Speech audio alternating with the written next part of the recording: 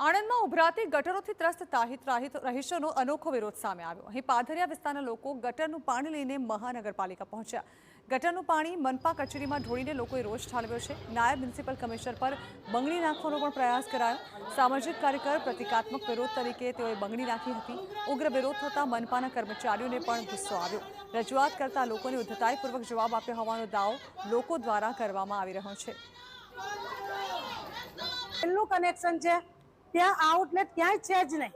એમણે કેવી રીતે મશીનરીએ સર્વે કર્યા વગર ગટરના કનેક્શનો આપ્યા છે આગળની સોસાયટીની અમને ખબર નથી। એટલે અમારો વિરોધ છે।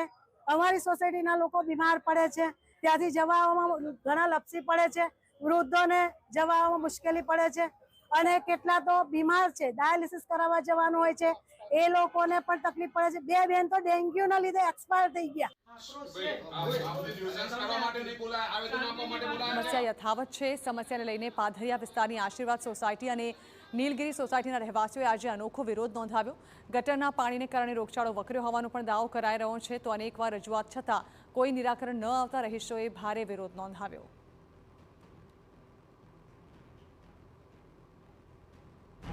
ડેપ્યુટી કમિશનરના અમુક સ્ટાફના જે ચા કરતા કીટલીઓ ગરમ હોય એવા જે સ્ટાફના માણસો છે એમને અમારી સાથે ઉદ્ધતાઈભર્યું વર્તન કર્યું। ત્યારે અમે ડેપ્યુટી કમિશનરની ઓફિસની બહાર ગટરનું પાણી રેડ્યું। ડેપ્યુટી કમિશનરને અમને બંગડીઓ આપી અને અમારો આજનો વિરોધ નોંધાવ્યો હતો। આવનારા સમયમાં જો આ ગટરનું પાણી બંધ નહીં થાય તો આનાથી પણ ઉગ્રથી ઉગ્ર આંદોલન કરવામાં આવશે।